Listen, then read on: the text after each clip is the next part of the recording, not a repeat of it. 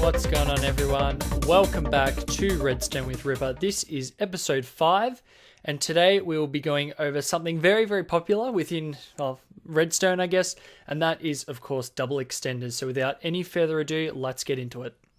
Okay, guys, so most of you here would know at least what a double extender is.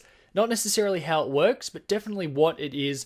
All it is two pistons that will actually move a block, any selected block, 2 blocks. So if you just have a regular sticky piston, get rid of that, and you have the block there, it'll only move it to here, 1 block, so it'll only move it to this position, whereas the double extender setup will move a block not to here, but to actually here.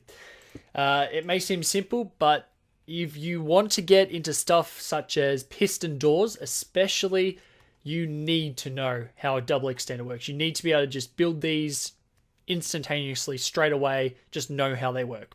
And the kind of mechanics and thinking, in my opinion at least, behind the double extender setup, it kind of separates from kind of beginner to intermediate, in my opinion, I would say, because the thinking required to just build a double extender from scratch is on a bit of a higher level than just any beginner redstone. It sounds all philosophical here, but I want to take you through the thinking behind the double extender. So you got the double extender, 2 sticky pistons, as you can see. What we want to do is be able to push the block and pull the block back, but a distance of 2 blocks. So we'll start off with the pushing first. So as we know, a piston, so if we activate this, a piston cannot push a powered piston. So using this kind of fact, we can kind of deduce that, we want to push this piston and then this piston. It's pretty simple, but so you get your double extender, you say, I'm going to put a repeater here, I'm going to set it to 1, and I'm going to put a repeater here, put it into the next piston, and set it to 4, just because they're the widest gap, may as well be safe. We activate this, and we can actually see we've actually got this wrong. We actually want it pointing in to here, because that's where the piston will be. So we go back. Oh, do we create a... Oh, that's really cool. Anyway, so we move our repeater to here. And we have, hopefully, a mechanism that will push a block 2 blocks. And we do. So we've got the extension down. That's the pretty easy bit. That is a simple bit. The complicated bit is actually the retraction. So what will happen now? Of course, this one will retract before this one, and that won't do it all. However, if we set this back to normal, we can actually see if we power just this block, that's not going to power the piston. So we can actually use this to our advantage. We are actually going to reverse the direction. We're going to power this one first and this one second, because this doesn't actually affect the piston until it's moved into that location. So this has the effect of doing that, and now it will retract. However, we need one more little thing in the device, and that is to actually activate this piston for the last time to actually pull the block back. So how are we going to do that? Well, we actually have a spare space to point into the piston, so we're actually going to use that. Now, we want it to activate after this has retracted. All right, so what we're going to do is we're going to change this to just a redstone dust, so 0 ticks. We're going to change this to 2. It's really arbitrary. Actually, this has to be, it's arbitrary, but this has to be 2 ticks more than this line, because pistons take 2 ticks to retract. And what we're going to do is actually place a 4 repeater there. So this effect will have, so we're going to extend it again.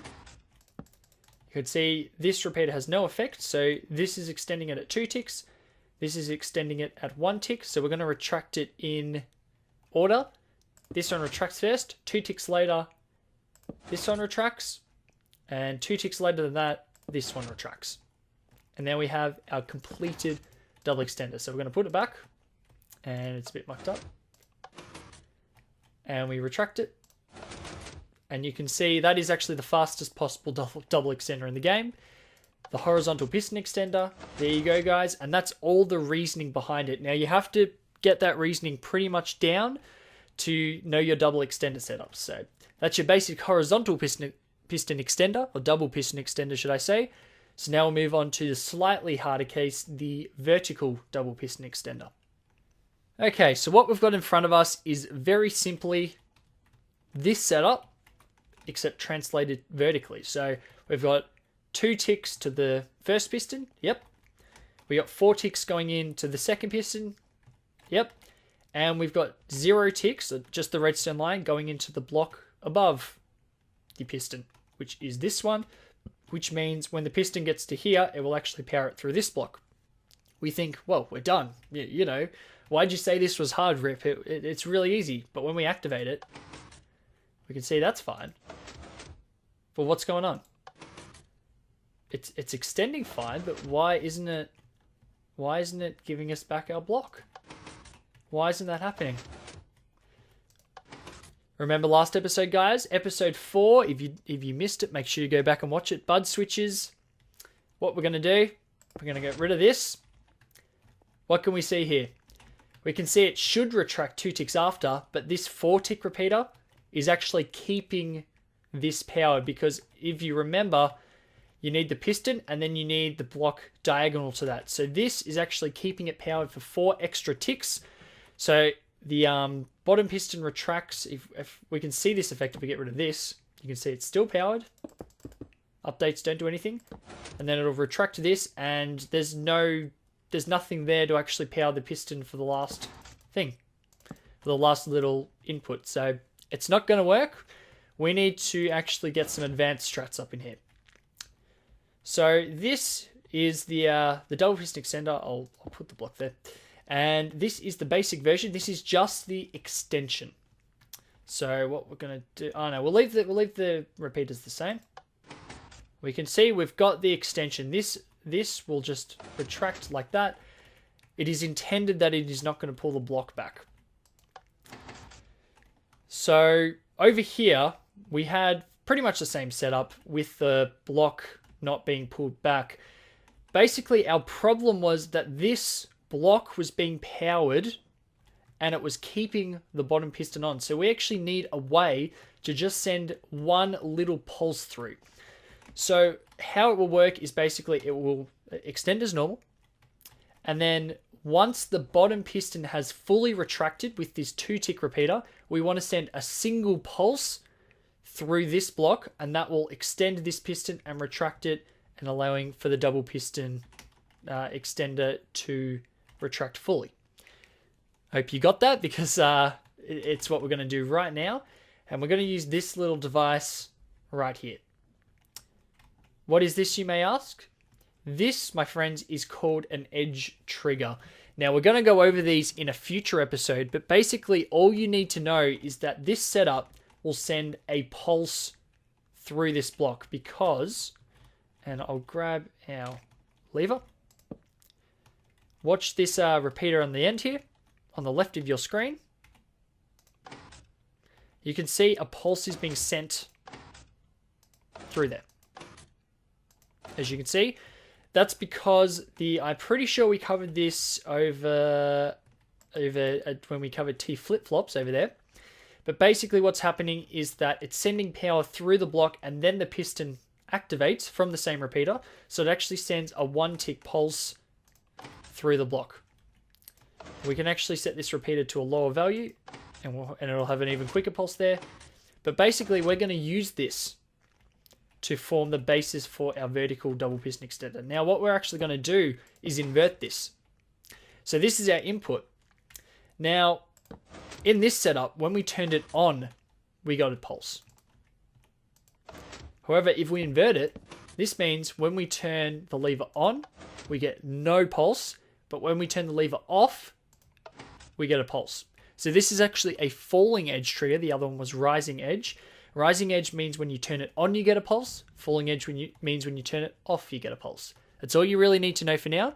So we're actually going to incorporate this into our setup. Okay, guys, so I'm going to do a bit of redstone on the fly right now. We're actually, as I said, we're going to incorporate this into the setup. So we'll grab a line right out here, a block with a torch in it. So the lever is hooked directly to the torch. Yep. Repeater after the torch. We'll set it to 4 just to make sure, because we want the pulse to come way, way after the other 2 pistons have retracted. So we'll set it to 4, the maximum piston. Yep, with the block on top and a repeater afterwards. As such, it'll make sure you have the repeater here. It will not work. This setup will actually not work if you have a dust there. Again, as with the bud switch stuff, I think it used to work like that, but it does not anymore. So we'll go like that, we'll go like that, and redstone dust on top, and that will pulse this piston here. So this setup should work. I'm just worried about the timings here. We'll set that to 4. Why not? Why not? So I'll extend it. And as you can see, when we turn the lever on, it's the rising edge. So when we turn the lever on, we won't get a pulse. Yep. So we haven't got a pulse. Only when we turn the lever off do we get a pulse. And as we can see right here, and hoping this will work. Excellent. So as you can see, we have the full retraction for the double extender. And I believe we can actually shorten this. It may not work with this delay. We'll see. I want to see the shortest delay it works with. Okay, so it does work with that delay. So as you can see, this takes 4 ticks in total to respond, but we've actually got 1, 2, 3, 4, 5 ticks there. So that will actually work because this is retracted by 4 ticks, and then on the 5th tick, this one will extend. It won't work with anything shorter than that in this particular setup. This is actually the fastest you can get it. So there we go. And that is your pretty much quintessential vertical double extender. So just to finish off the episode here, I'm going to show you a vertical piston extender design. It's actually the one I'm currently using, just because it's extremely compact and it's tileable with the ground, which is handy. So you can put the ground here, and if we activate it, you can see it will just pop out of the ground. And it flush with the ground just means we can put a floor there and it won't interfere with any of the redstone. So this is it, and you can see it's extremely compact, but in essence, this design is the same as the one right there, except it uses torches here.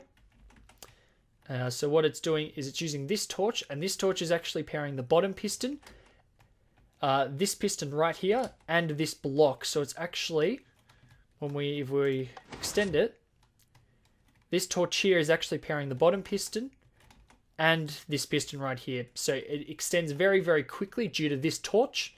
And what else we do is we also take this torch, and this is exactly the same. So if we extend this one as well, and we can see this torch is off, and you can see 2 repeater, 2 repeater with the piston there. If we break this, we can see the piston in there, 2 repeater, 2 repeater. So it actually ends up being exactly the same delay, which is, I don't think it's coincidental, because we've also got a 4 repeater here. And yeah, and it pulses, kind of curls around a thing and pulses this block here. And that's all there is to it. That's it. And it's actually the same speed as that one over there, I believe. And this is, I love this design. It's a very, very cool design. And yeah, it's the one I've used, so feel free to use this. If you can come up with an even better design, I'm sure they're out there. But yeah, I like this one, so I always use it. So that's all there is to it, guys. And if you're going to use a horizontal piston extender, use this one, because you cannot get more compact than this, I don't believe. I don't believe you can get more compact than this. There is some fancy designs that wrap around it, but I don't think there's any point using anything but this if you have the space. So that's all there is to double extenders, guys. And what I really want to stress with this episode is it's kind of the thought process behind double extenders. You have to think where you want each piston to go at what time, kind of thing. And that's what I really want to stress with this episode, especially with the vertical piston extender and stuff.